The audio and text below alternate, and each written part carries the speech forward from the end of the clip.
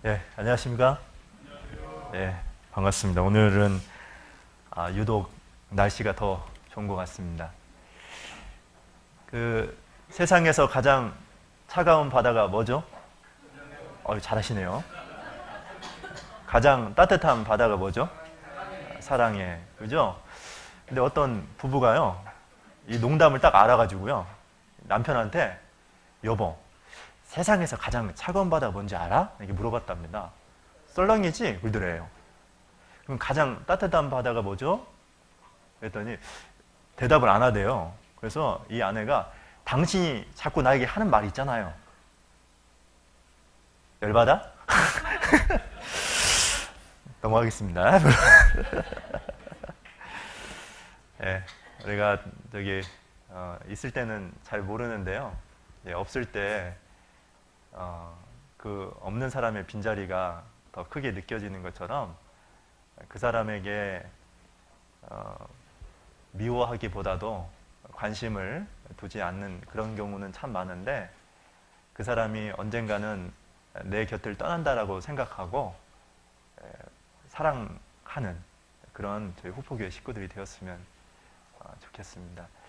좀 전에도 인사했는데요, 좌우 앞뒤로 다시 한번 보면서 좀 이렇게 만지면서 사랑합니다 한번 해볼까요? 사랑해요. 사랑해요. 사랑합니다.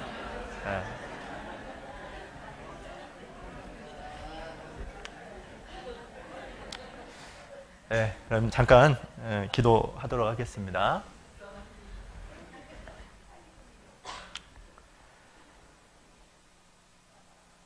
날마다 우리 삶 가운데 늘 동행하시는 거룩하신 하나님, 감사와 찬송을 주님께 돌립니다.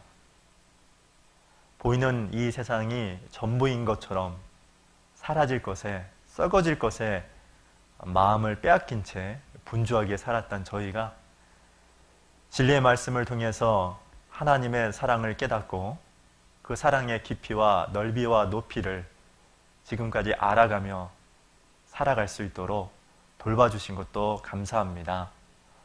오늘 주의 날을 맞이하여서 우리 후포교회 믿음의 식구들이 말씀 앞에 이렇게 앉았습니다. 성령님께서 친히 이 자리에 역사해 주셔서 주의 진리가 마음 깊은 곳에 새겨지고 그 새겨진 말씀이 우리의 삶으로 나타날 수 있도록 저희들을 변화시켜 주시기를 간절히 원합니다. 우리의 마음과 생각 뿐만 아니라 입술을 하나님께서 주장해 주셔서 하나님의 편에서 하나님의 도구가 되어서 어두움 가운데 살아가고 있는 생명과 빛이 없는 소망 없이 살아가는 주변 사람들에게도 담대하게 주님을 증거하며 살아가는 저희 후포교회가 될 수 있도록 도와주시옵소서. 부득불 마땅히 이곳에 있어야 되지만 이곳에 있지 못한 분들도 계십니다. 어떤 형편과 상황에 있든지 간에 늘 주님을 기억하고 다음에는 꼭 참여할 수 있도록 도와주시옵소서. 오늘 이 시간도 주 성령님께 모든 걸 의지하면서 저희를 사랑하시는 예수님 이름으로 감사하며 기도드렸습니다. 아멘. 먼저 마태복음을 잠깐 보겠습니다. 마태복음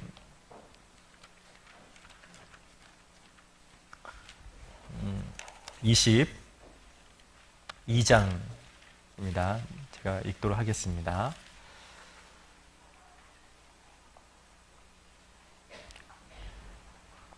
22장 34절부터 40절인데요. 제가 읽도록 하겠습니다. 마태복음 22장 34절부터입니다. 예수께서 사두개인들로 대답할 수 없게 하셨다 함을 바리새인들이 듣고 모였는데 그 중에 한 율법사가 예수를 시험하여 묻되 선생님이여 율법 중에 어느 계명이 크니이까? 예수께서 가라사대 내 마음을 다하고 목숨을 다하고 뜻을 다하여 주 너의 하나님을 사랑하라 하셨으니 이것이 크고 첫째 되는 계명이요 둘째는 그와 같으니 내 이웃을 내 몸과 같이 사랑하라 하셨으니 이 두 계명이 온 율법과 선지자의 강령이니라. 오늘은 10계명을 통한 신앙생활 두 번째 말씀을 하도록 하겠습니다. 특별히 8번째 계명인 간음하지 말라라는 주제를 가지고 오늘 좀 이야기를 좀 심도 있게 한번 해보겠습니다. 그런데 이 본문 말씀에 보시면 두 가지 아주 우리에게 교훈되는 진리를 선포하고 있습니다. 성경의 핵심은 바로 여호와를 사랑하고 내 이웃을 내 몸과 같이 사랑하랍니다. 그러나 내 이웃을 내 몸과 같이 사랑할 수 있는 사람은 바로 주 너의 하나님 여호와를 사랑하는 사람만이 그게 가능하다는 겁니다. 쉽게 말해서 이런 거죠. 지금 주 너의 하나님 여호와를 사랑하는 것이 38절에 나와 있는 것처럼 크고 첫째 되는 계명이요 라고 했죠. 그래서 우리도 이 세상에서 예를 들어서 살인죄를 지은 사람은 그 하위 계명을 쉽게 범하죠. 그죠? 도적들도 그리고 거짓말하는 것을 쉽게 생각하고 저지르잖아요. 뿐만 아니라 도둑질하는 사람은 거짓말을 하는 것을 우습게 여기죠. 그런 것처럼 크고 첫째 되는 그 계명을 우리가 소홀히 여기면 하위 계명, 내 이웃을 내 몸과 같이 사랑하라라는 이 계명을 지키기가 참 어렵습니다. 그래서 모든 인간관계의 가장 출발점은 무엇이냐면 하나님과의 개인적 관계입니다. 여러분은 어떻습니까? 사실 우리 교회 안에서 올 한 해 목표를 딱 정했습니다. 말씀에 근거하고 수시로 기도하는 생활을 하자고 했습니다. 그것은 하나님과의 개인적 관계를 유지하는 방법입니다. 그 방법이 제대로 되지 않는다면 실제로 하위 계명, 즉 내 이웃을 내 몸과 같이 사랑하라는 그 계명을 사실 우리도 소홀히 여길 때가 참 있죠. 그래서 크고 첫째 되는 계명이 내 이웃을 내 몸과 같이 아니죠. 주 너의 하나님 여호와를 사랑하라. 그 실제 이런 일이 있었다고 하잖아요. 좀 저기 꺼주시겠어요? 저걸 좀 꺼주시겠습니까? 갑자기요. 어떤 시골에 살던 아버님께서 인생의 사업으로 성공한 서울에 살고 있는 아들 집을 처음으로 이렇게 한번 방문을 했답니다. 방문을 딱 했는데 그래서 이제 하루 정도 있다가요. 갑자기 그냥 나와버렸대요. 그리고 편지를 딱 하나 썼습니다. 그 편지가 내용이 뭐냐면 3번아 잘 있거라 6번은 간다. 그래서 뭔가 봤더니 이제 하루 동안에 이 아버님이 지켜보면서 1번은 고3 아들이 1번이고 그 다음에 2번은 마누라 3번은 아들 남편이죠. 4번은 딱 보니까 그 강아지 애완경 그리고 5번은 뭔지 아세요? 가정주부. 자기는 6번이랍니다. 그래가지고 3번아 잘 있거라 6번은 간다. 제가 왜 이 얘기인 줄 아세요? 우리의 삶 가운데도 항상 1번은 예수님이 돼야 됩니다. 예수님이 될 때 내 이웃을 내 몸과 같이 사랑하라. 그 내 이웃의 가장 첫 번째가 누구냐면 남편과 아내입니다. 자녀입니다. 부모입니다. 그것을 할 수가 있는 겁니다. 그래서 오늘은 다시 출애굽기 20장이요. 보시겠습니까?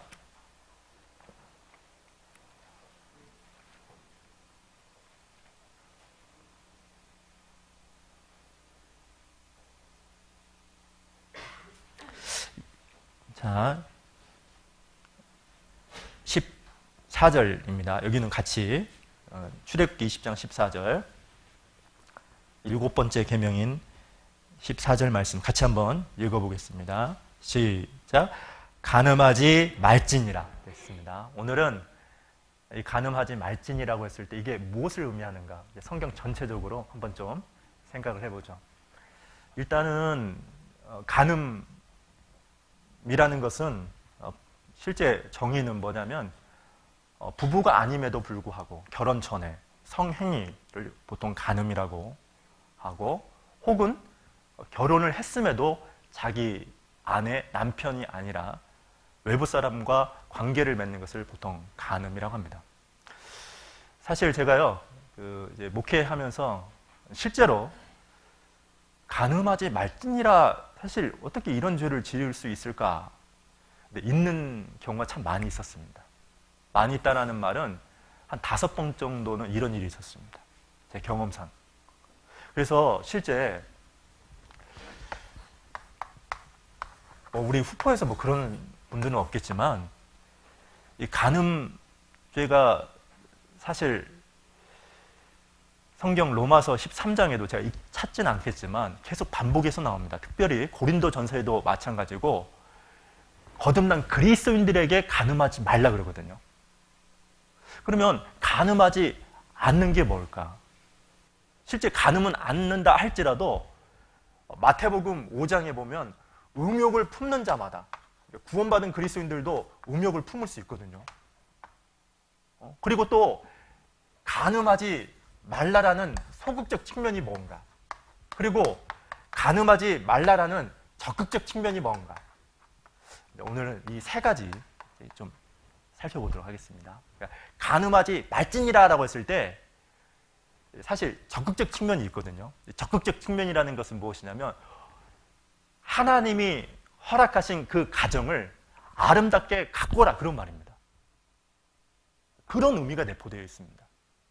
그러니까 간음 그 자체보다도 더 중요한 이 안에는, 야, 하나님의 섭리 가운데 너에게 주어진 그 남편과 아내, 그 부부관계를 아름답게 성경으로 갖고 가라, 그런 의미인데요. 이런 부분까지 좀 생각을 해보도록 하죠. 먼저 마태복음 5장을 잠깐 보죠. 보시면요,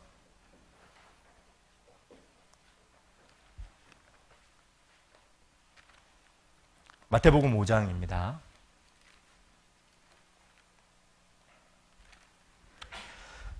마태복음 5장, 우리가 전도 집회 때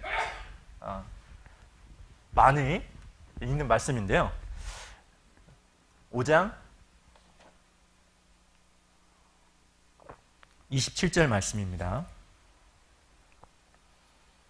또 간음치 말라 하였다는 것을 너희가 들었으나, 28절부터 30절 같이 읽겠습니다. 나는 너희에게 이르노니 여자를 보고 음욕을 품는 자마다 마음에 이미 간음하였느니라. 만일 내 오른눈이 너로 실족해 하거든 내어 버리라. 내 백체 중 하나가 없어지고 온몸이 지옥에 던지지 않는 것이 유익하며, 또한 만일 내 오른손이 너로 실족해 하거든 찍어 내 버리라. 내 백체 중 하나가 없어지고 온몸이 지옥에 던지우지 않는 것이 유익하니라 됐습니다. 여기 보시면 이 마태복음 5장, 6장, 7장은 거듭난 그리스도인들에게 하는 말씀입니다. 그래서 하나님 앞에서 실제 행위로 간음을 하지 않는다 할지라도 하나님 보실 때 간음이 뭐냐라는 것을 두 가지를 언급했습니다. 본문에서. 하나는 뭐냐면 음욕을 품는 겁니다.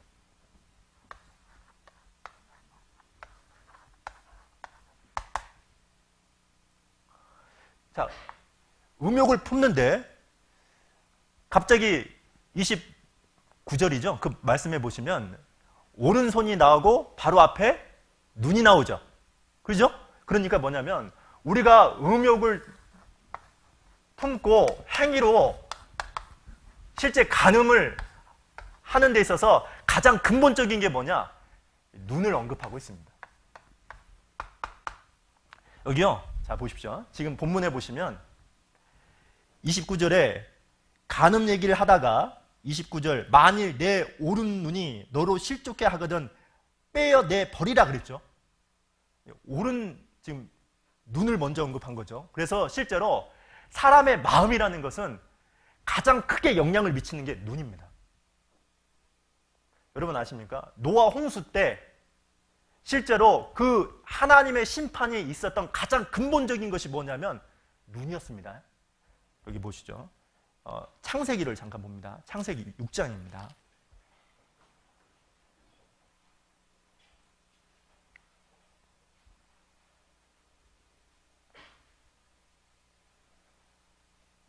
제가 먼저 읽어보겠습니다. 1절 사람이 땅 위에 번성하기 시작할 때 그들에게서 딸들이 나니 하나님의 아들들이 사람의 딸들의 아름다움을 뭐죠? 여기 보고의 밑줄을 쪄주시겠습니까? 본다라는 말이 그냥 봤다 이런 뜻이 아니라요. 주목하고 인지했다 이런 뜻입니다. 그리고 나서 자기의 좋아하는 모든 자로 아내를 삼는지라. 그러니까 하나님의 아들들, 셋의 후손들과 가이세의 후손들이 결혼을 했는데 해서는 안 된 것을 한 거죠. 한마디로 말하면 거듭난 그리스도인들과 이방인, 거듭나지 못한 사람들이 결혼을 한 겁니다. 이것이 노아 홍수의 발단이었죠. 그런데 그 이유가 뭐냐? 본입니다. 여기 사무엘하도 잠깐 보죠. 사무엘하 11장입니다.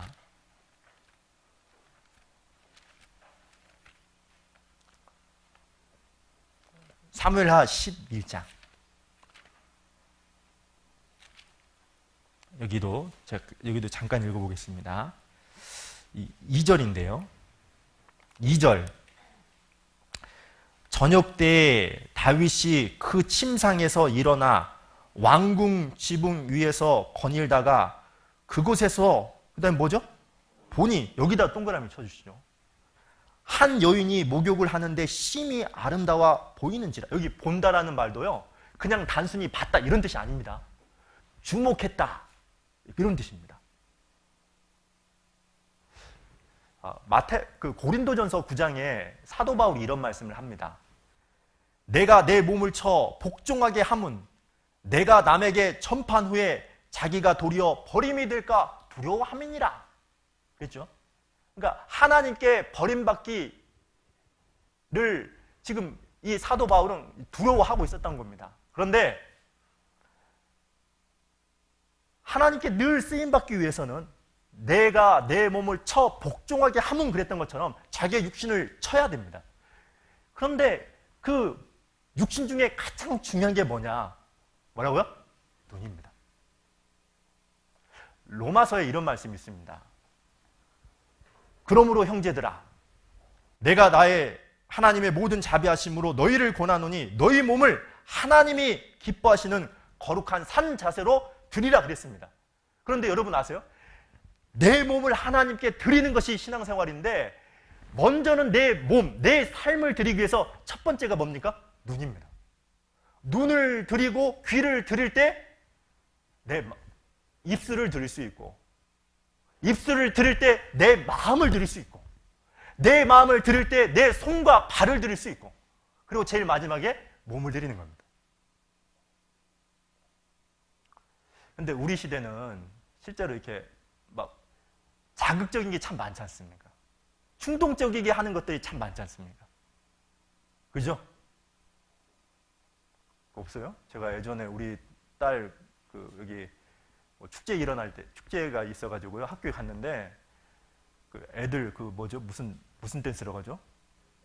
아니 나 그거 보고 깜짝 놀랐어요. 아니 초등학교 학생들을 데리고 그렇게 이렇게 하면서 전 못 보겠더라고. 근데 보편적인 요즘 시대가 그러지 않습니까? 그 애들이 우리 찬송 중에 이런 찬송이 있습니다. 너의 눈이 보는 것을 조심해 너의 눈이 보는 것을 조심해 위에 계신 주님이 항상 보고 계시네 너의 눈이 보는 것을 조심해 너의 귀가 듣는 것을 조심해 너의 귀가 듣는 것을 조심해. 위에 계신 주님이 항상 듣고 계시네. 너의 귀가 듣는 것을 조심해. 들어보셨죠? 왜 그런 찬송이 있는 줄 아세요? 그것을 억제하지 못하면, 그것에 대해서 민감하지 않으면 반드시 어떠냐? 우리도 실제로 음욕이라는 것이 들어올 수도 있고, 이로 인해서 큰 죄를 저지를 수 있기 때문에 다윗이 이렇게 얘기를 합니다. 자, 시편을 잠깐 봅니다. 시편 101편입니다.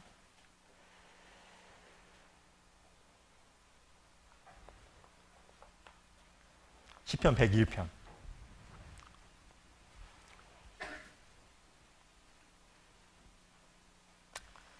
자, 2절, 제가 1절부터 읽어보게요. 내가 인자와 공의로 찬송하겠나이다. 거듭난 그리스도인이라면 이런 소망이 있습니다. 여호와여, 내가 주께 찬양하리이다. 당연하죠. 2절, 내가 완전한 길에 주의하오리니 주께서 언제나 내게 임하시겠나이까. 내가 완전한 마음으로 내 집 안에서 행하리이다. 그러기 위해서 구체적으로 가장 첫 번째 이 다윗이 언급했던 게 있는데 3절 같이 읽죠. 나는 비루한 것을 내 눈앞에 두지 아니할 것이요. 됐습니다. 왜 그러죠? 왜 비루한 거, 여기 쓸데없는 거, 가치 없는 거, 헛된 것이거든요. 왜 눈앞에 두지 않겠다고 했죠? 경험이 있잖아요. 한 번 넘어진 적이 있잖아요. 간음죄를 지었잖아요. 그래서 사실 우리가요, 실제 간음은 하진 않죠. 뭐 이런 경우는 없습니다. 만약에 이런 분이 있으면 아마 오늘 교회도 안 나왔을 겁니다. 그런데 실제로요, 마음속에 이런 경우가 있거든요. 제가 진짜로 예전 교회에 있을 때 실제 이런 경험이 있었습니다. 형제하고 자매하고요, 청년인데 집을 데려다 주면서 이게 자동차로 이렇게 데려다 줬나 봐요. 또 거의 모임 일주일에 한 두세 번을 그렇게 한 것 같습니다. 그래가지고 어떠냐면 실제 간음죄를 줬어요. 제가 그냥 그 얘기를, 형제가 저한테 고백을 해요. 근데 원인이 봤더니 뭐냐면, 그러니까 지금 이 눈이라고 했던 것처럼 환경을 피해야 되는데 아무리 결혼을 해도요, 남자와 여자가 밀접하게 지내면요, 이상하게 좋아하는 마음이 생깁니다. 죄송합니다. 여러분 그런 마음이 없습니다. 실제 그렇습니다. 그래서요, 결혼을 했던지 하지 않았던지 간에 반드시 알아야 될 게 뭐냐면, 우리 눈부터, 그리고 실제로 밀접하게 형제하고 자매하고 함께하는 시간을 만들지 않도록 하는 게 제일 중요해요. 아셨죠? 그래서 눈을 통제하는 겁니다. 언제든지 우리 마음에 음욕이라는 게 나타날 수 있기 때문에요, 예수님이 첫 번째로 가짐하지 않기 위해서 해야 될 게 뭐냐, 눈을 통제하라, 그런 얘기를 한 겁니다.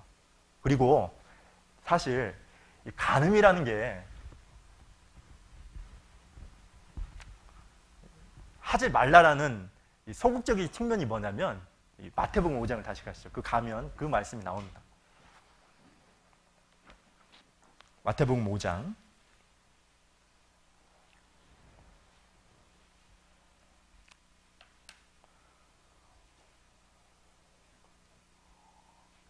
5장 31절, 32절입니다. 여기 같이 한번 읽어보겠습니다. 또 일렀으되 누구든지 아내를 버리거든 이혼 증서를 줄 것이라 하였으나 나는 너에게 이르노니 누구든지 음행한 영거 없이 아내를 버리면 이는 저로 간음하게 함이요 또 누구든지 버린 여자에게 장가드는 자도 간음함이니라. 자, 이 말씀이 뭘까요? 또 간음을 얘기했죠. 자, 이 말씀이 어떤 거하고 연결되냐면 이 마태복음 바로 뒷장인데요. 19장 이 말씀하고 똑같습니다. 9절입니다. 자, 읽겠습니다. 내가 너에게 말하노니 19장 9절 누구든지 음행한 영거 외에 아내를 내어버리고 다른 데 장가드는 자는 뭐라고 했죠? 간음함이니라 그랬죠? 그러니까 이 얘기는 뭐냐면 그러니까 다른 아내가 혹은 남편이 간음한 것 외에 이혼하지 말라는 겁니다.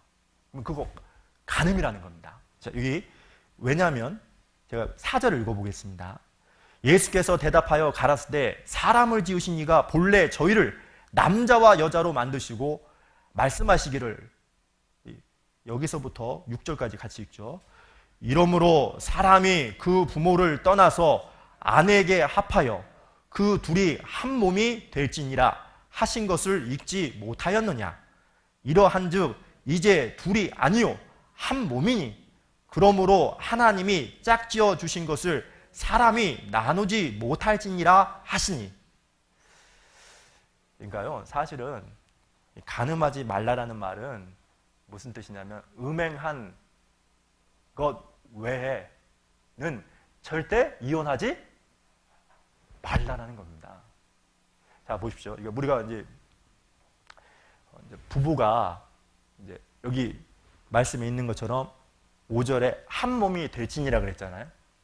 그래서 보통 대부분 그리스도인들의 결혼은 하나님의 언약 가운데 한 몸이 된 겁니다. 그죠? 그러니까 하나님 앞에서 언약을 한 겁니다. 그래서 이 세상에서도 보세요. 자기 자식은 못 버리죠. 그래 안 그래요? 어떤 일이 있다 할지라도 아무리 말을 잘 안 듣는다 할지라도 자기 자식이기 때문에 포기하는 일은 없습니다. 예를 들어서 내 몸이 좀 마음에 안 들어요. 왜냐하면 빼짝 말랐잖아요. 그죠? 얼굴은 정말 말 안 겠습니다. 그럼에도 불구하고 태상적으로 마음에 들지 않는 몸이다 할지라도 자기 것이기 때문에 자기가 가꾸고 아름답게 어떻게든지 꾸미려고 하잖아요. 그런 것처럼 남편도 그렇고 아내도 마찬가지거든요. 한 몸인 겁니다. 그래서 지금 이 말은 이혼하지 말라 겁니다. 그러니까 음행한 거 외에는 절대 이혼하면 안 된답니다. 근데요, 제가 이 말을 했을 때 이 성경을 공부하면서 이게 말씀을 딱 준비하면서 제일 떠올랐던 자매가 한 명 있습니다. 엊그제 만났거든요. 정교수 때. 그 자매가요. 구원을 딱 받았는데 구원 받은 것도 신기합니다. 왜냐하면 남편하고 싸워가지고 이혼하려고 하는데 어머니가 먼저 이렇게 거듭 나가지고 어머니 집에 왔다가 말씀을 들은 거예요. 그리고 그때 이제 구원을 받은 겁니다. 마음이 낮아진 상태에서 말씀을 듣고 구원을 받았는데 뭐냐면 이제 그 구원을 받고 너무 좋으니까요. 다시 집으로 돌아갔습니다. 돌아갔는데 그 돌아간 집이 그 인천입니다. 그래서 인천에서 이렇게 그 남편에게 이렇게 전도하려고 했나 봐요. 근데 되겠어요?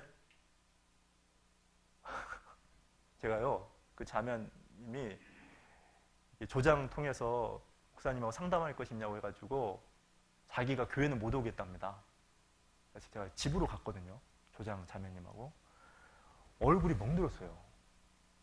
제가 왜 그러냐 했더니 침대에서 폭행을 당한 겁니다. 또 몇 번이 아니라요. 수시로 그랬어요. 아이들 보는 데에서. 그 말을 딱, 제가 그걸 듣고요. 저런 쫌뺑이가 어떻게 아내를 때릴 수가 있어요. 근데 제가 듣고 그냥 듣기만 했습니다. 듣고 자매님도 그 함께 있었던 자매님도 정말 안타깝죠. 어떻게 이런 일이 있나. 근데 이런 일이 실제 많습니다. 아시죠? 세상에서는 참 많잖아요. 근데 이 자매님이 이제 구원을 딱 받았기 때문에 남편은 거듭나지 못한 상태에서 그런 일이 벌어지니까 사실 이제 상당히 당황했고, 그러다가 그냥 아무튼 간에 이렇게 버텼습니다. 그리고 힘든 일이 있으면 그 힘든 일 자매님들 와가지고 막 울면서 계속 간증하고, 그러면 그걸 들으면 듣는 자매님들, 조모임 때만 왔거든요. 부역 모임은요, 창피해서 오지도 못하고요. 막 울면서 하면 저희들도 덩달아 다 같이 울거든요. 근데 지금은요, 남편 신앙생활 잘합니다. 아셨어요? 이겨낸 겁니다. 그러니까 무슨 얘기냐면, 음행한 거 외에는 우리가 남편이 있고 아내가 있습니다. 그리고 이 두 부부가 안 맞을 수도 있거든요. 갈등이 일어날 수도 있고 문제가 생길 수도 있거든요. 세상에서는 이혼이라는 게 옵션이 돼가지고 그냥 쉽게 이혼이라는 말을 합니다. 성격이 안 맞는다. 그죠? 자란 환경이 달라서 안 되겠다 해서 쉽게 깨지는데, 그리스도인들에게는 어떤 일이 있다 할지라도 이혼하지 말라는 거예요. 음행한 것 외에는. 이게 간음이라는 겁니다. 하나님 앞에서. 제가요, 또 이런 경우도 있었습니다. 지금 제가 어제 전주교회를 갔다 왔는데 개인적 일이 있어서 그 자매의 딸을 봤습니다. 지금 대학교 3학년이거든요. 근데 뭐냐면 먼저 자매님이 구원을 딱 받고요. 자매님의 아들이 있고 딸이 있습니다. 지금 둘 다 대학생인 겁니다. 근데 이 자매님이 고생을 그렇게 했습니다. 누구 때문에 고생했을까요? 하여튼 남자가 문제야, 내가 봐도. 진짜 그래요. 대부분 남자입니다. 죄송합니다. 뭐 남자. 진짜로요. 제가 막 그런 얘기를 듣고 있으면요, 그냥 답답합니다. 근데 이제 그분도 그랬어요. 돈은 안 벌어오고 항상 그냥 문제 덩어리. 취업을 못해요. 일단 경제적인 것뿐만 아니라 술만 먹으면 아내 괴롭게 하고 이런 분이었는데, 그래가지고 그것 때문에 모임 오면 또 같은 구역이요. 아까 그 자매님하고 같은 구역이에요. 그래가지고 맨날 둘 다 울어. 그래가지고요, 이쪽 조모임만 가면요, 항상 그 얘기만 하니까요, 답답해가지고 그랬는데, 감사하게도 그분 남편도 구원을 받았어요. 그래가지고 신앙으로요, 그 환경을 이겨냈어요. 그러니까 우리가 생각할 때는 어떻게 그게 가능하냐, 이 말이 되느냐, 이렇게 생각할 수 있는데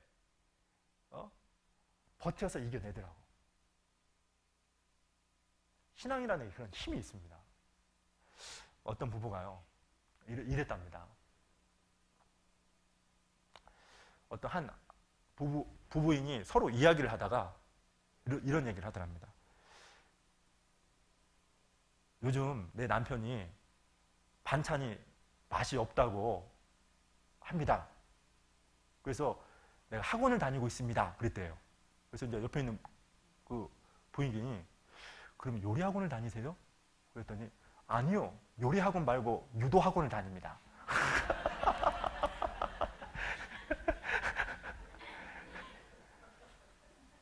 요즘 나오는 유머거든요.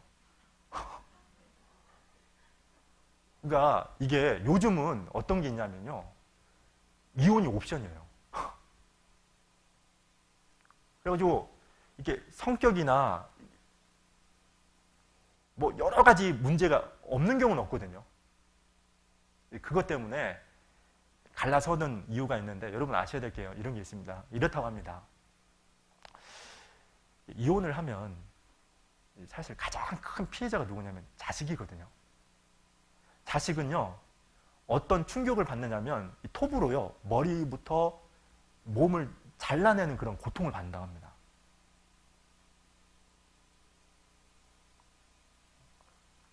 이게 지금 본문 말씀에 있는 것처럼 한 몸이 될지니라 그랬죠. 그래서 우리 그리스도인들은 이혼이라는 것을 옵션에 넣으면 안 됩니다. 단 음행한 것 외에는. 그 얘기입니다. 그런데 사실 그러니까 이 가늠하지 말라에 가장 중요한 게 있습니다. 그게 뭐냐면 가늠하지 않도록 가정을 아름답게 가꿔라 이겁니다. 이게 더 중요한 겁니다. 여기 성경을 잠깐 보죠. 요한계시록을 잠깐 보겠습니다.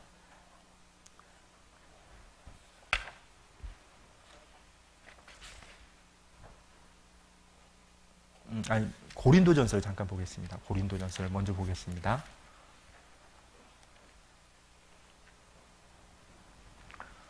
고린도전서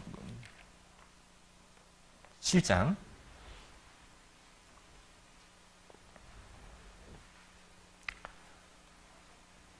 24절입니다. 같이 읽겠습니다.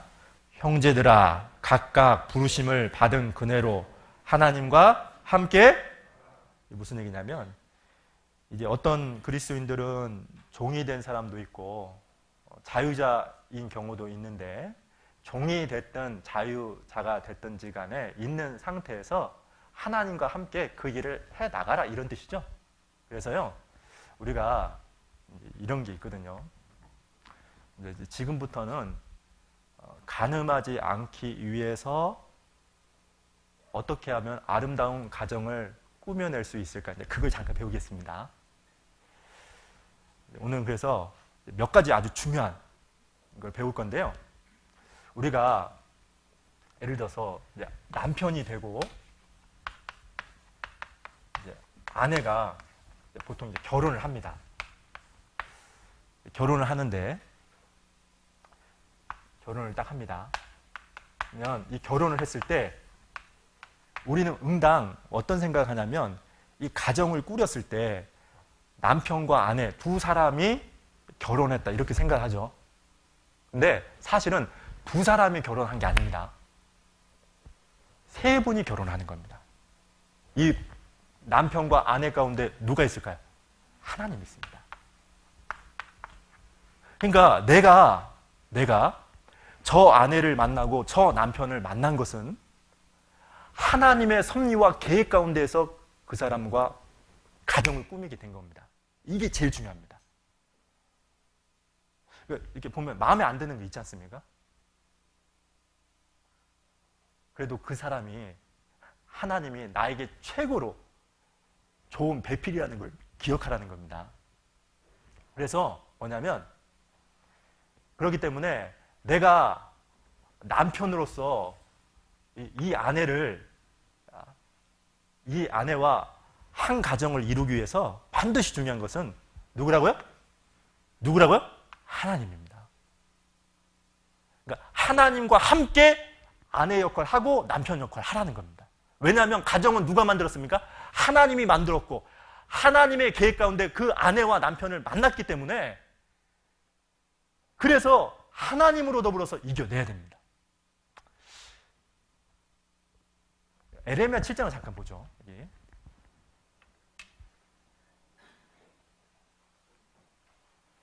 에레미야 10장 23절입니다.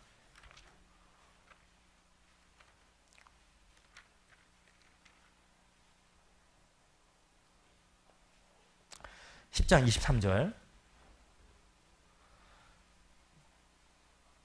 같이 23절을 읽어보겠습니다.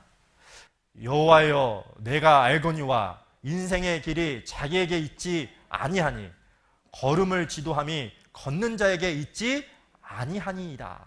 내 인생의 길을 인도하신 분이 누구라는 겁니까? 하나님입니다. 왜요? 저희 보시겠습니까? 이런 일이 있다고 하잖아요. 교회에서 이렇게 갑자기 교회 딱 다녀오고 나서 아내가 남편에게 대하는 태도가 완전히 돌변을 했답니다. 그래가지고 이 남편이 목사님에게 전화를 했답니다. 도대체 어떤 설교를 했는가? 그래서 목사님, 오늘 설교 남편에게 순종하라 그렇게 설교하셨습니까? 그랬더니 이 목사님이 하는 말이 아니요. 내 원수를 사랑하라요.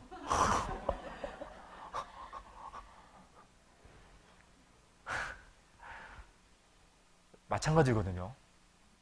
그러니까 우리가 하나님의 이 섭리 가운데 이 가정을, 결혼이라는 걸 했기 때문에 우리 알잖아요. 우리 보통 이렇게 그 결혼식 때 하는 말이 뭐냐면 사랑해서 결혼하는 것이 아니라 결혼했기 때문에 뭐 한다고요?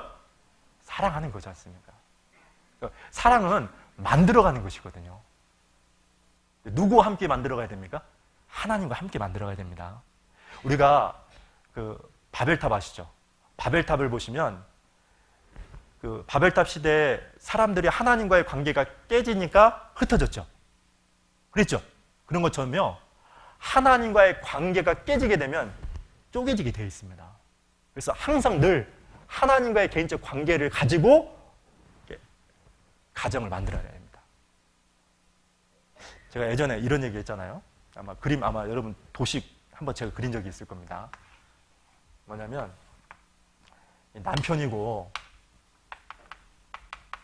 이제 아내라면 이런 게 있거든요. 내가 어떻게 해서 아내하고 친밀해질 수 있을까? 방법 딱 한 가지입니다. 하나님하고 가까워지잖아요?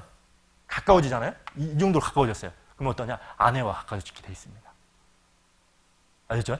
그럼 하나님과 가까워진다는 말은 무슨 뜻이냐? 하나님 말씀대로 남편이면 남편의 역할을 말씀대로 시행하라는 것이고, 또 아내면 아내로서 말씀대로 순종하라는 겁니다. 그래서 성경에는 가정이 상당히 중요합니다. 왜냐하면 가정은요, 교회의 가장 기초입니다.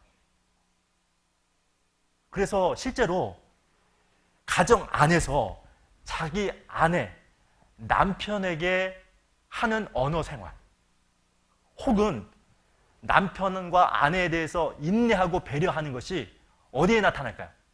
교회에 그대로 투영됩니다. 아셨어요? 그러니까 가정 안에서가 실제로 그러니까 가정에서 내가 어떻게 보내느냐가 교회의 수준을 정하는 겁니다. 여기 성경을 한번 잠깐 보겠습니다. 아까 때 마태복음입니다.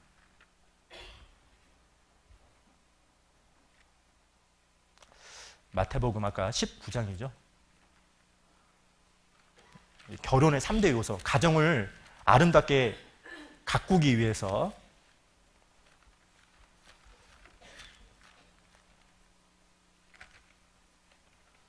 자, 19장 보시면요. 5절인데요. 이 세 가지만 좀 기억을 했으면 좋겠습니다. 지금 결혼을 했든 안 했든 이게 중요합니다. 결혼의 3대 요소입니다. 가정을 아름답게 꾸미기 위해서. 자, 5절 같이 읽겠습니다. 말씀하시기를 이러므로 사람이 그 부모를 떠나서 아내에게 합하여 그 둘이 한 몸이 될지니라 하신 것을 읽지 못하였느냐. 여기 첫 번째가 떠나서입니다. 누굴 떠나요? 부모를 떠나야 됩니다. 부모를 떠난다는 게 중요한 겁니다. 어떤 분은요, 이런 게 있어요. 떠나야 되거든요. 근데 못 떠나. 왜? 부모가 잡고 있어. 그래가지고요, 마마보이가 돼. 떠난다는 말은 무슨 뜻이냐면 경제적으로, 정식적으로 부모로부터 독립돼야 된다는 말이거든요. 그래서 독립을 해서 어떤 가정 안에 문제가 생기면 첫 번째로 의논해야 될 대상이 뭐냐면 부모가 아니라 누구라고요? 아내입니다. 남편입니다. 그래서 자녀라면 당연히 부모를 떠날 준비를 해야 되고, 부모라고 한다면 자녀를 떠날 준비를 해야 되는 거예요. 그리고 두 번째는 그 부모를 떠나서 아내에게 그다음 뭐죠? 합하여, 그죠? 이 합하라는 말이 무슨 뜻이냐면 이런 뜻이더라고요. 이 종이 두 장을 악으로 붙인다, 이런 뜻입니다. 그럼 여러분 생각해 보시죠. 악으로 딱 붙였으면 이걸 뗄 수가 있겠습니까? 뗄 수가 있겠습니까? 떼면은 반드시 어떤 문제가 생기죠? 찢어집니다. 그러니까 이혼이라는 게 그렇다는 거예요. 하나님의 섭리 가운데 붙였는데 이것이 떼어지면 반드시 누군가에게 다 아내가 됐든지 남편이 됐든지 특별히 자식이 됐든지 큰 상처, 아픔을 준다는 거거든요.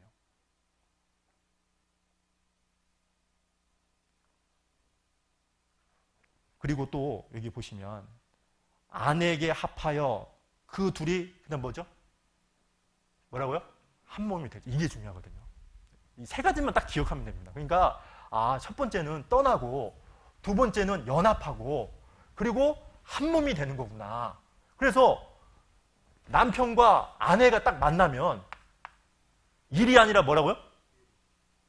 일이 아니라 뭐라고요? 일입니다. 이거 아니에요. 지금 제가 농담한 겁니다. 여러분 웃기려고 하려고. 지금 정신을 바짝 차리고 있는지 지금 보려고. 이 말은 무슨 뜻이냐면요. 남편이 그리고 아내가 딱 만났거든요. 만났으면 한 몸이 되기 위해서는 반드시 뭐가 있냐면 절반의 포기라는 게 있어야 됩니다.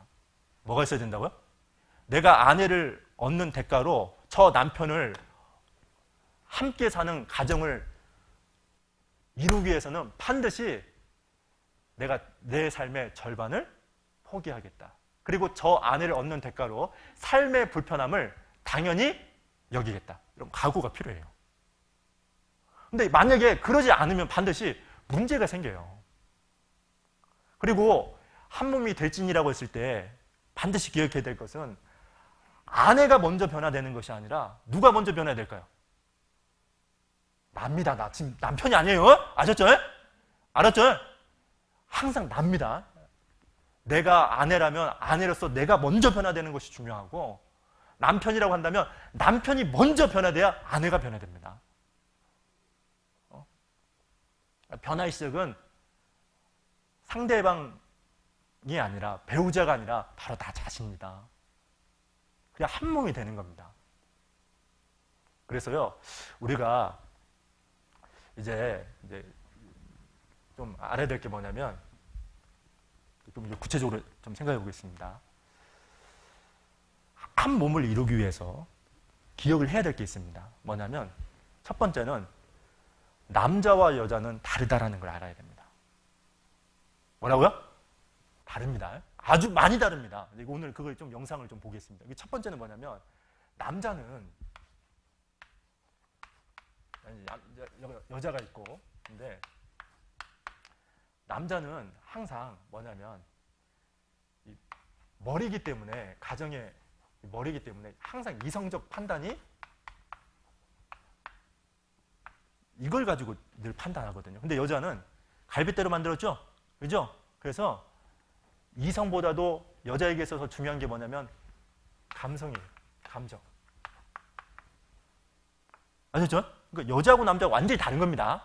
그러니까 남자는 항상 이성적인 판단을 항상 왜? 일을 할 때 실제로 그렇게 살아가잖아요. 근데 여자는 옳고 그름보다도 어떤 거예요?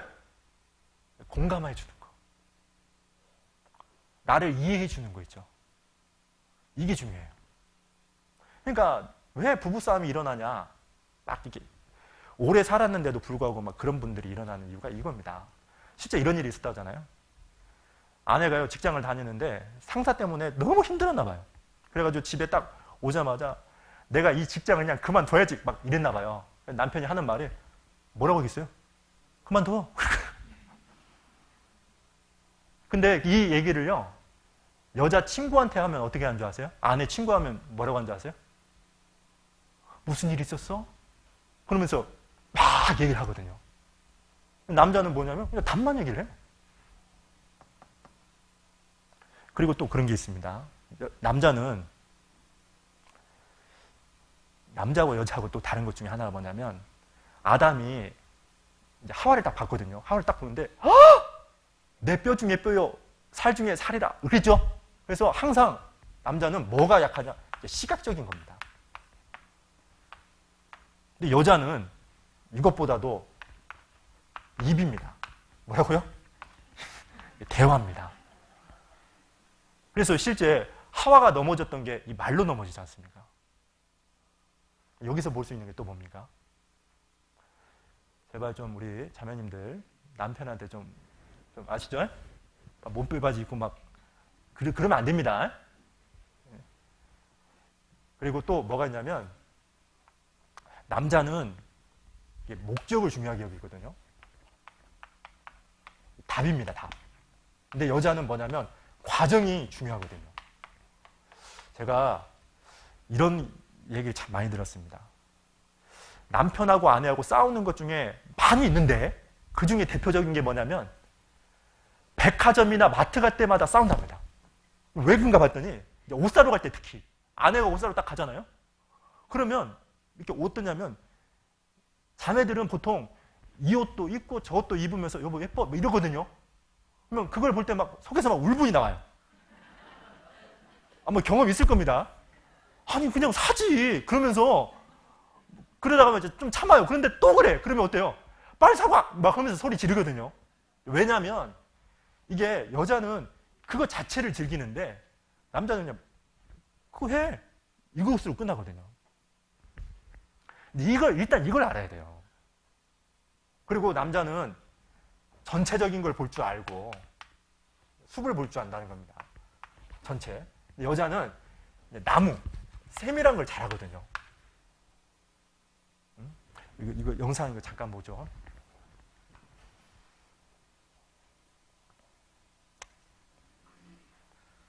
자, 이거 한번 보겠습니다.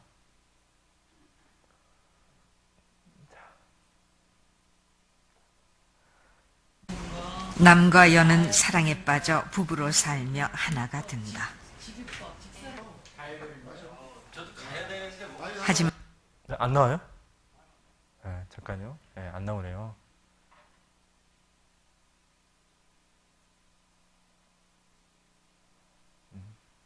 나오죠?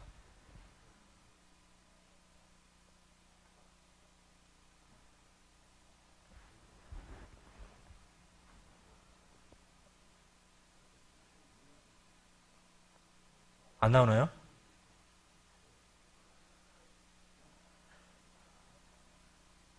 안 나오죠?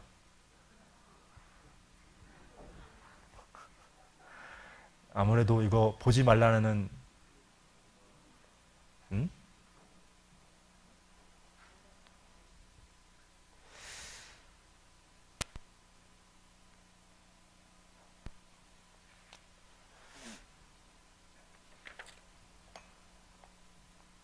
여기 성경을 잠깐 보겠습니다. 전도인이 제일 만만하면 성경 찾죠? 자, 성경 잠깐 보시면 에베소서를 잠깐 보겠습니다. 찾고 잠깐 보겠습니다. 에베소서.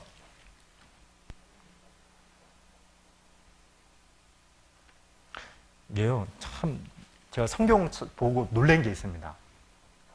에베소서 5장입니다. 5장 25절.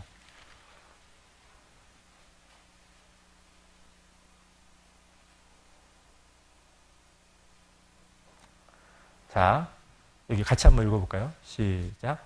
남편들아, 아내 사랑하기를 그리스도께서 교회를 사랑하시고 위하여 자신을 주심같이 하라. 됐습니다. 여기 뭐냐면 사랑이라는 단어입니다. 좀 이따 좀 얘기하겠는데 남자에게 하나님이 사랑하라고 했을 때 이 사랑이 뭐냐면 아가페입니다. 뭐라고요? 아가페는 뭐냐면 하나님이 사람을 사랑하는 거. 이걸 말하죠. 근데 아내가 남편을 사랑할 때는 어떤 사랑을 얘기냐면 필리아입니다. 필리아라는 사랑은 뭐냐면 우정입니다. 그러니까 완전히 다릅니다.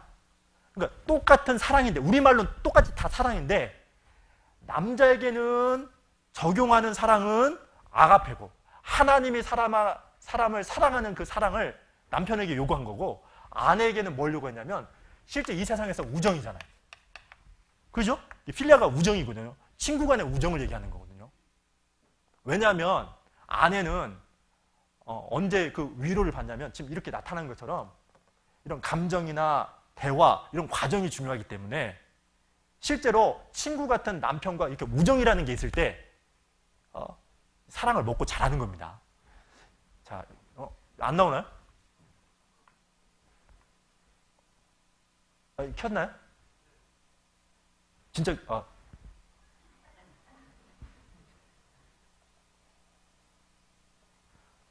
안 나오는데?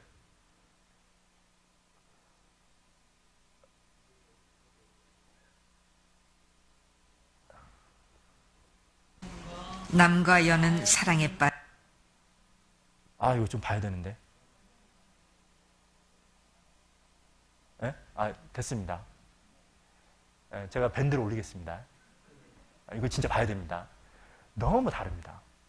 그러니까 뭐냐면, 지금 이 특성만 알면요.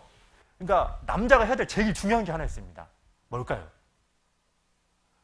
여자를 이해해야 돼요.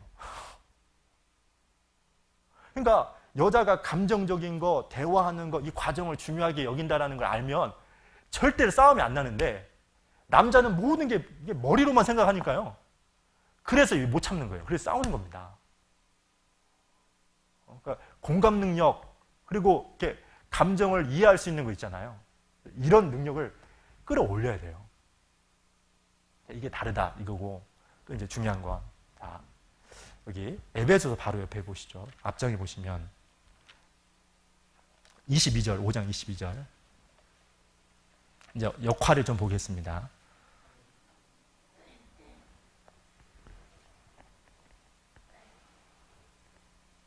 (5장 22절) 같이 읽어보겠습니다. 아내들이여 자기 남편에게 복종하기를 주께 다들 하라. 그리고 25절에 남편들아 아내 사랑하기를 그리스도께서 교회를 사랑하시고 위하여 자신을 주심같이 하라 그랬죠. 여기 순서가 중요합니다. 그러니까 남편보다 뭐가 먼저 나왔죠? 아내가 먼저 나왔죠? 그죠? 이게 무슨 뜻이죠?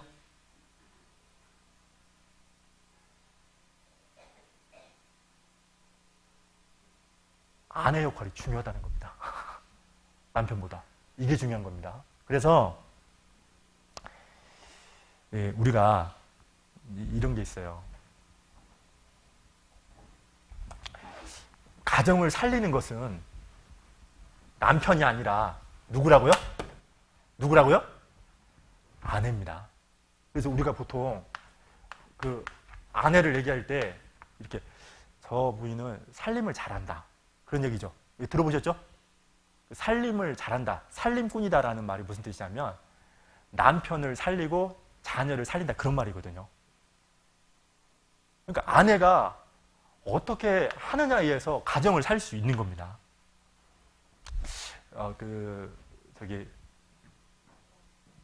이런 일이 있었다고 해요. 어떤 한 선량한 부부였는데요. 이혼을 했나 봅니다. 이혼을 해가지고 남편은 재혼을 해가지고 악한 부인을 만났대요. 그래가지고 본인도 악한 남편이 되고, 근데 어떤 한 부인은 또 재혼을 해가지고 악한 남편을 만났답니다. 근데 그 남편을요 선하게 만들었대요. 그러니까 제가 그 에바의 뜻이 뭐냐면 아내는 그런 힘이 있어요. 실제로 아담이 넘어진 것도 아내인 하와에 의해서 넘어진 것처럼 가정을 살리는 것도 가장 큰 비중을 차지하는 게 뭐냐면 아내 역할입니다. 아내가 어떻게 하느냐, 이게 달라져요. 그래서 살린다. 그래서 거기서 살림이라는 말이 나온 겁니다. 여기 첫 번째가 베드로전서 잠깐 보겠습니다.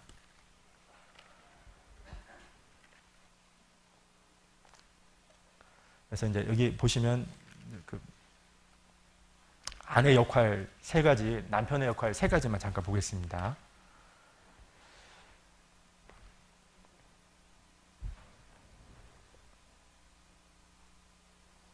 자, 같이 1절부터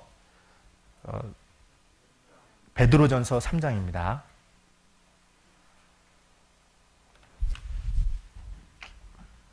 베드로전서 3장.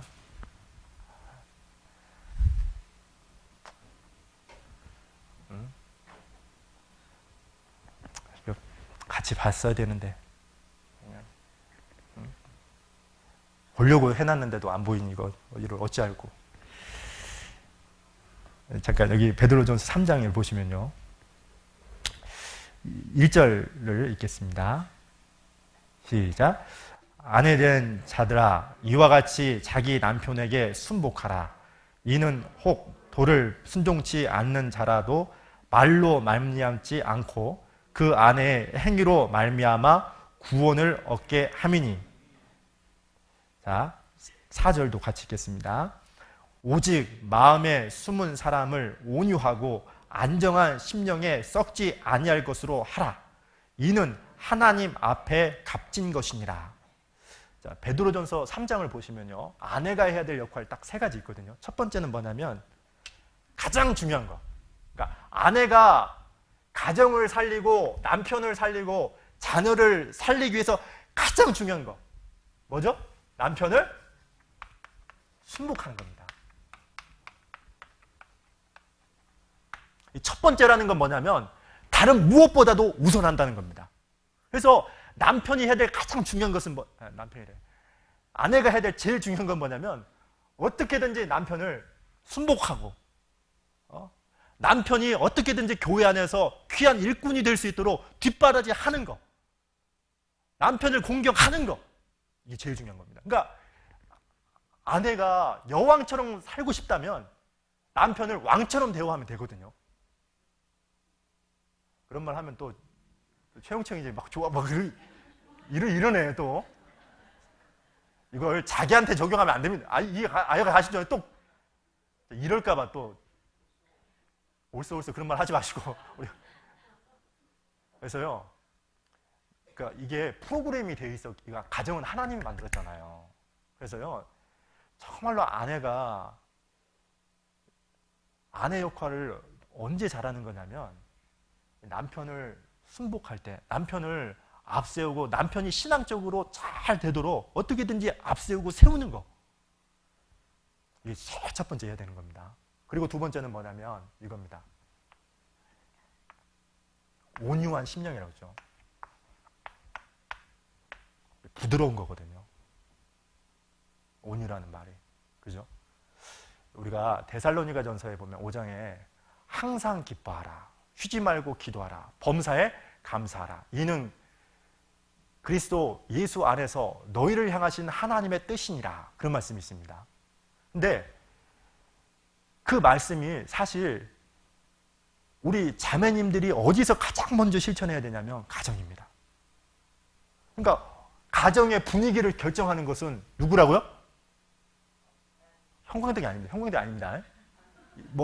어떻게 인테리어를 했다, 그게 아니라 아내가 밝게 웃냐, 아내가 밝아지면 자녀들도 밝아지고 남편도 밝아집니다. 그러니까 가정 자체가 그러거든요. 온유라는 말이 부드럽고 밝은 걸 얘기하는 거거든요. 그래서 아내를 뭐라고 하냐면 뭐라고 하죠? 아내라는 말, 이게 원래 아내라는 말이 어디서 왔냐면 여기서 유래한 거예요. 아내라는 말이 이게 가정입니다. 가정이 뭐라고요? 해다, 그 뜻이거든요. 교회도 마찬가지예요. 교회도 우리 분위기를 어떻게 하느냐. 갑자기 웃고 있죠? 지금 누구는? 아직 이게 평소 때 있어야 돼요, 평소 때.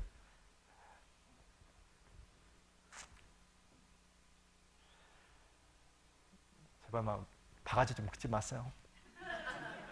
막 힘들어 죽겠어요. 이렇게 성질이 이렇게 막 화내는 분 있잖아요. 우리 후보는 없는 것 같습니다. 김경희 자매 갑자기 막 웃고 있어 막. 네? 네? 여기 성경 잠깐 보면요,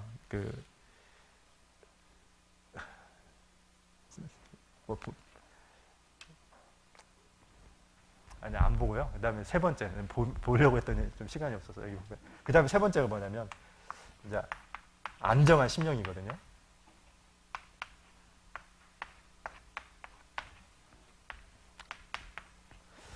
그러니까 지금 베드로전서 3장에서는 뭐라고 하냐면 외적인 아름다움을 꾸밀 것이 아니라 내적으로 하나님 앞에서 값진 것이 뭐냐면 온유하고 안정한 심령을 가지라는 겁니다. 안정한 심령이라는 것은 이런 거거든요. 남편이 지치고 힘들 때 그것에 의해서 요동하지 말고 위로해주고 격려해주라는 겁니다. 우리가 보통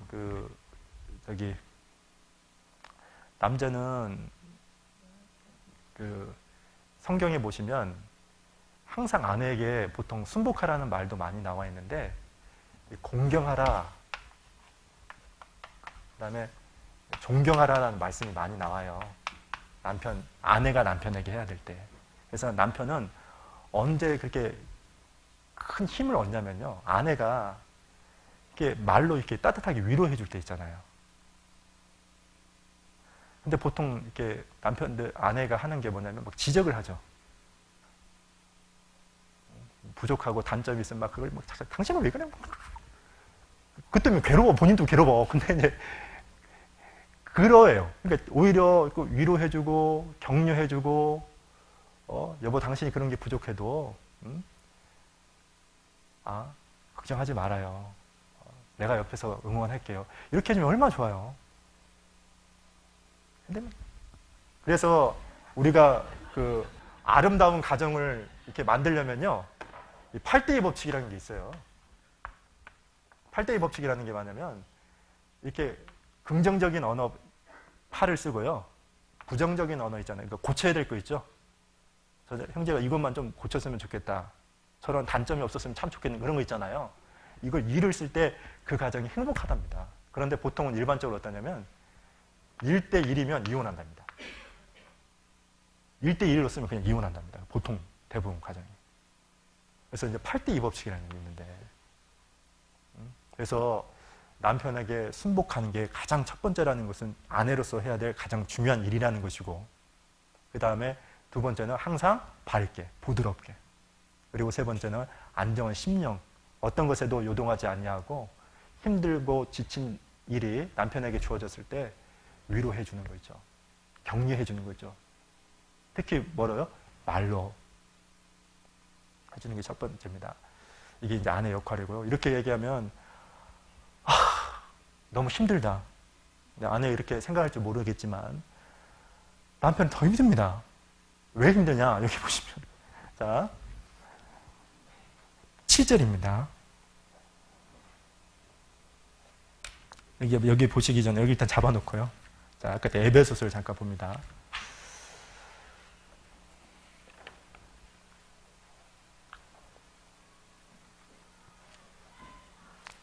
에베소서 5장 25절.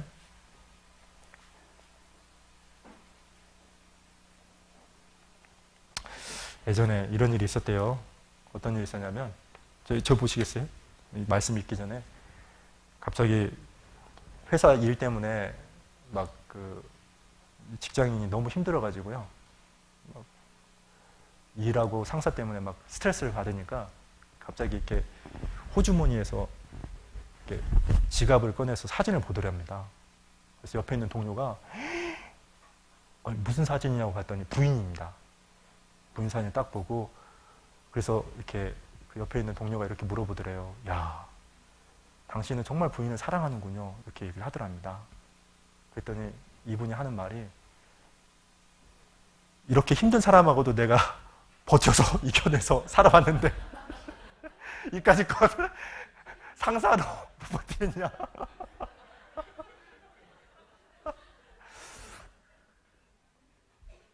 그런 사람 되면 안 되겠죠? 우리 아내가 그러면 안 되겠죠. 이 5장 25절에, 자, 여기 같이 한번 읽어보겠습니다. 시작. 남편들아, 아내 사랑하기를 그리스도께서 교회를 사랑하시고 위하여 자신을 주신같이 하라. 그래서 여기 보시면 그리스도께서 교회를 사랑하시고 위하여 자신을 주심같이 하라 그랬죠. 그래서 사실은 남편에게 순복하면 아내 역할 제일 잘한 거지만, 남편은 어떻게 된다고요? 죽어야 됩니다. 뭐라고요?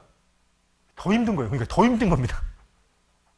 죽어야 돼요. 지금 여기 본문 말씀에 아내 사랑하기를 그리스도께서 교회를 사랑하심 같이 자신을 주라고 하잖아요. 그래서 아내 역할보다도 남편 역할이 더 힘들어요. 왜? 죽어야 되니까. 그래서 아내는 사랑을 먹고 자란다고 하잖아요. 그래서 실제로 남편이 남편 역할을 하고 가정을 아름답게 가꾸기 위해서는 아내를 위해서 뭔가 희생이라는 게 있어야 돼요. 그러니까 아내가 생각할 때 내가 지금 남편이 나를 정말 사랑한다라는 뭔가 시간을 투자하고 그리고 뭔가 대화를 하고 이런 게 있어야 되거든요. 그 구체적인 방법이 아까 베드로전서 3장입니다. 베드로전서 3장. 남편의 역할 세 가지만 보겠습니다. 3장 여기 7절 같이 한번 읽어보겠습니다. 남편 된 자들아 이와 같이 지식을 따라 너희 아내와 동거하고 저는 더 연약한 그릇이요 또 생명의 은혜를 유업으로 함께 받을 자로 알아 귀히 여기라 이는 너희 기도가 막히지 아니하게 하려 함이라. 여기 보시면 남편에게 했던 게 세 가지인데요. 첫 번째 지식을 따라 밑줄 쳐주시겠어요? 그 다음에 두 번째는 너희 아내와 뭐죠?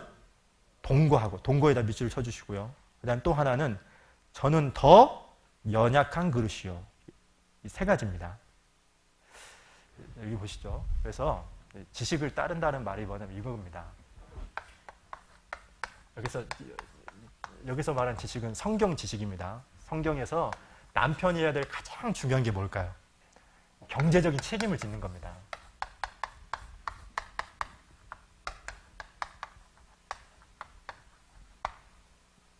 경제적인 가정의 책임을 누가 지냐면 남자가 하라는 겁니다. 남편이 해야 될, 남자가 해야 돼. 그래서 우리가 한자로 남자를 이렇게 쓰잖아요. 이 내용 잘 아실 겁니다. 10명의 사람을 먹일 수 있는 뭐가 있어야 된다고요? 능력을 키워야 됩니다. 지식을 따른다라는 말은 또 다른 말은 뭐냐면 그러니까 아내가 알아야 돼요. 뭘 알아야 되냐면 남편이 먹고 어떻게든지 가정을 먹이기 위해서 수고하는구나. 그 성실하다라는 걸 알아야 되거든요. 그리고 또 뭐냐면 이 지식을 따른다는 말은 뭐냐면 여기 일단 잡아놓고 시편을 보시죠. 128편입니다.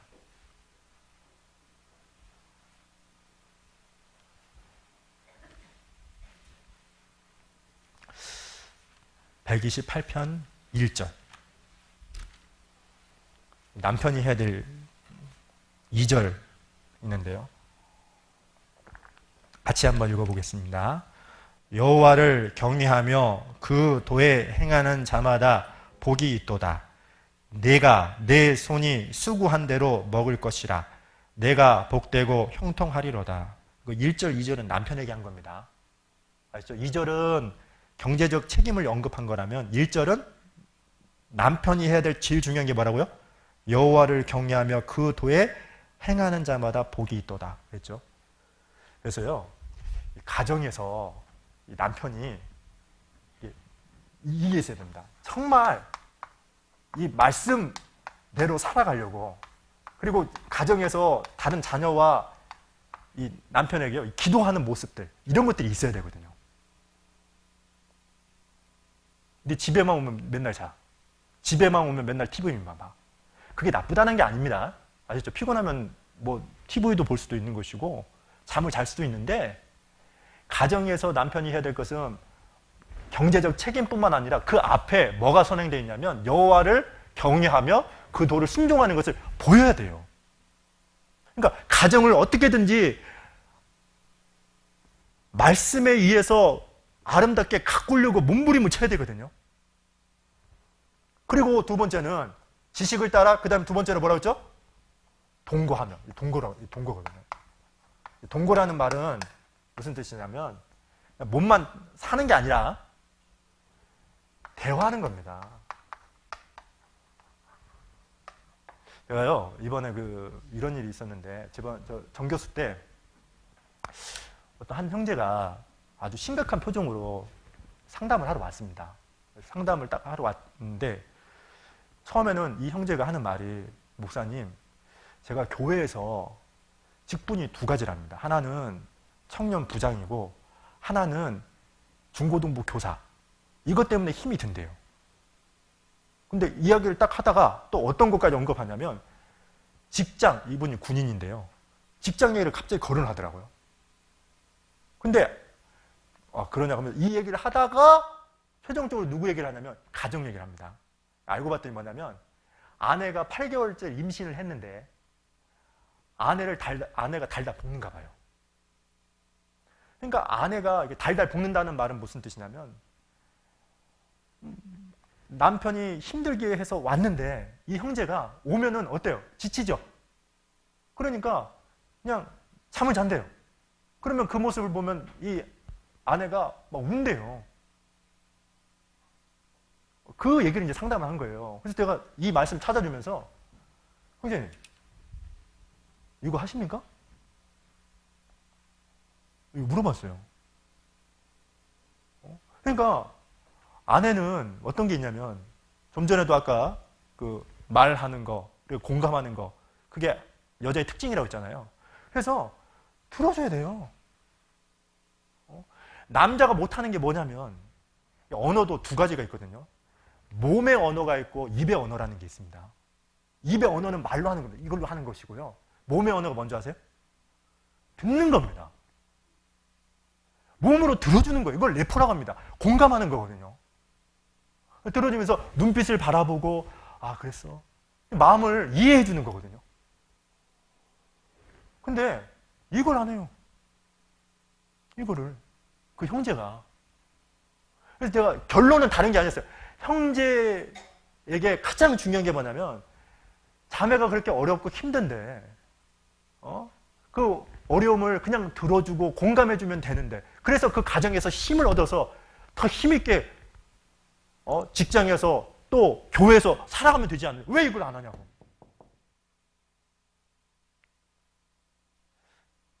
제가 알고 봤더니 이런 경험이 저에게도 있었습니다. 특히 청년 초 때 막 결혼하고 나서요.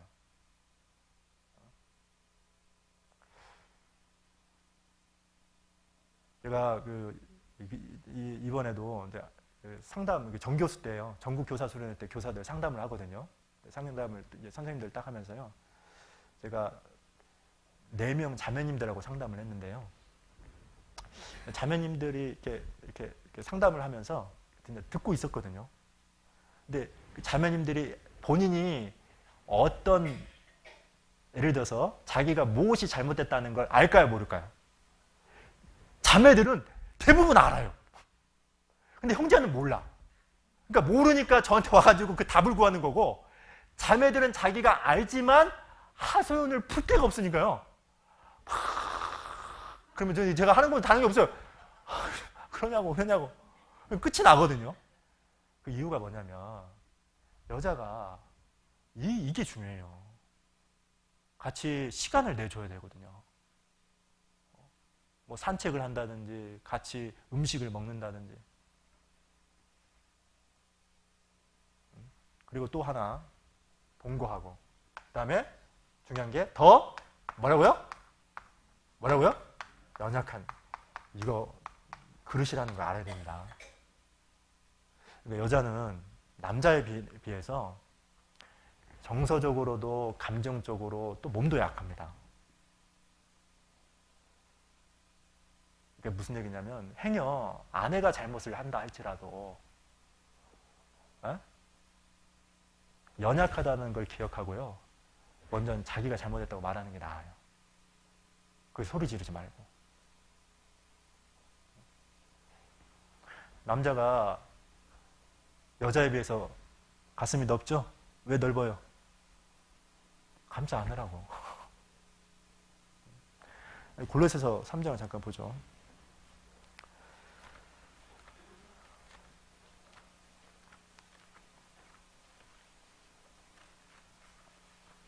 삼장에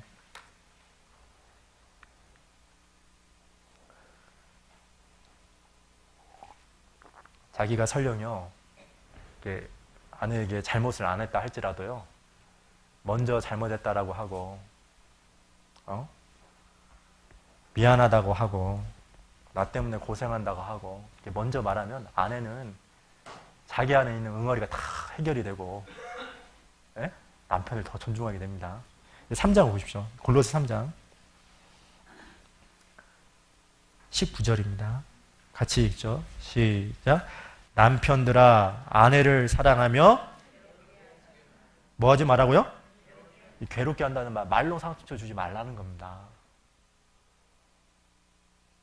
말로 상처 주지 말라고 하는 말이거든요. 왜냐하면 괴롭게 할 수 있기 때문에 그 말을 한 거거든요. 예전에요, 이 실화인가 봐요.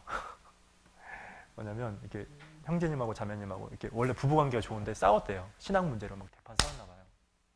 대판 싸워가지고 형제님이 해서는 안 되는 말을 했어요. 어떤 말을 했냐면 이제 못 참아가지고 당신 거 모두 가지고 나가 그랬답니다. 그러니까 해서는 안 되는 말을 해버린 거예요. 그냥 그 말을. 그래가지고요, 이 자매님이요 가방 큰 걸 가져오더래요. 딱 가지고 와가지고 갑자기 이렇게 열면서 이렇게 가방을 딱 열고 나서 하는 말이 당신 들어가. 그니까요. 갑자기 이게 이 형제님이 순간 이렇게 충격 받으면서 동시에 그 말에 큰 책임감을 느꼈대요. 아내를 못 버리는 거죠. 근데 우리가 자 보십시오. 더 연약한 그릇이다라고 하면요, 이제 좀 폭넓게 좀 이해할 수 있는 게 있거든요. 근데 왜 이게 중요하냐면, 자 아까 베드로전서 잠깐 보시죠. 베드로전서 3장에 보시면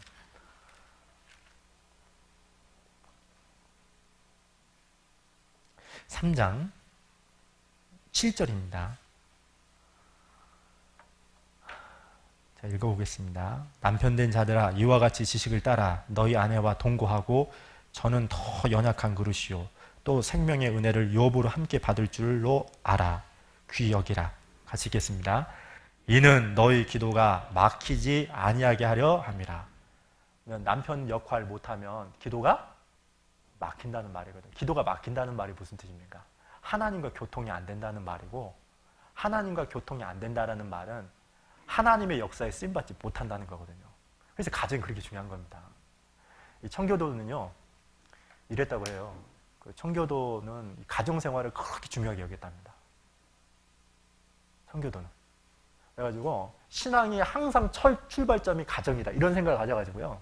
왜냐하면 아까 좀 전에 얘기했던 것처럼 이 자매에게 자기 아내에게 대하는 거, 남편에게 대하는 것이 교회에게도 그대로 투영이 되기 때문에, 영향을 미치기 때문에 그것을 이렇게 얘기했나 봐요. 가정생활은 선교생활이다.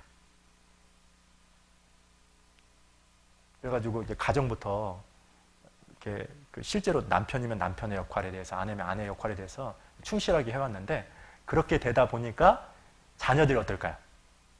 하나님의 일꾼으로 세워지는 경우가 참 많았답니다. 그래서 선교사를 많이 보냈다고 하잖아요. 교회사를 보면 그렇게 나오거든요. 그래서요 이런 게 있습니다. 한 몸이 되진이라 그랬죠? 그래서요 노력이라는 걸 해야 됩니다. 저절로 되는 게 아니라 뭐 세월이 지나면 그냥 뭐 해결되겠지 그런 게 아니더라고요. 제가 보니까 참 그 예전 어떤 집사님도 나이가 거의 60세 됐는데요. 그렇게 싸워요. 문제가 뭐냐면 여자에 대한 차이점도 모르고, 그리고 또 뭐냐면 남편이 해야 될 일을 잘 이해를 못 하더라고.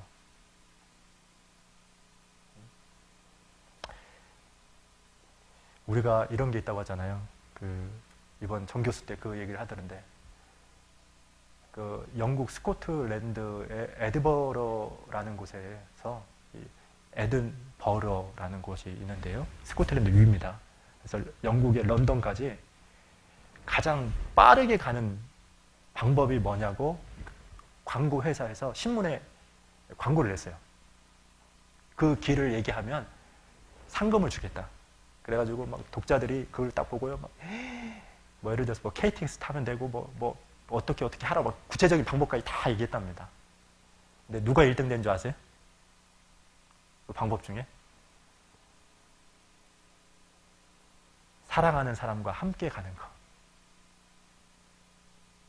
맞죠? 맞죠? 이 인생도 그런 거잖아요.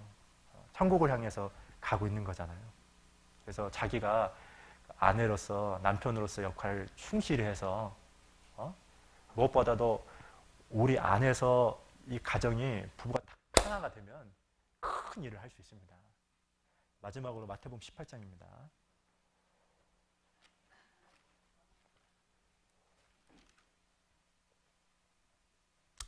18장 19절.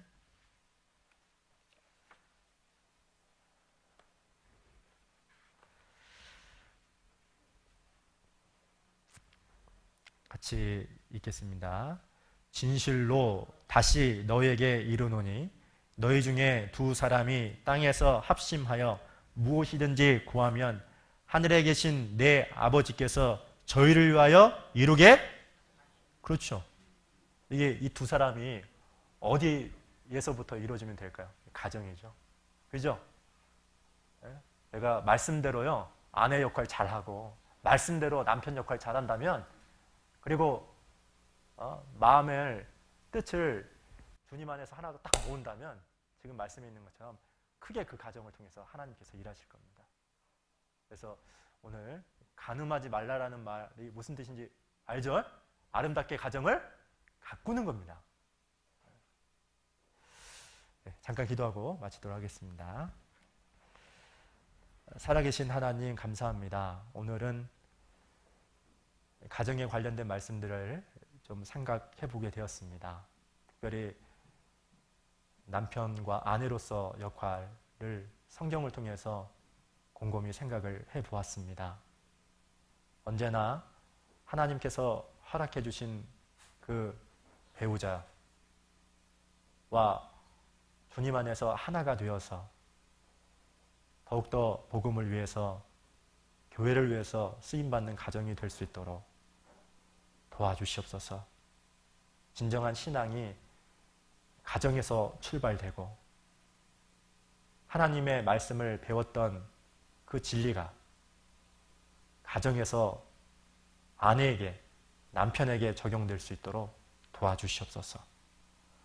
남아있는 모든 교제도 주님께 의지하면서 저희를 사랑하시는 예수님 이름으로 감사하며 기도드렸습니다. 아멘.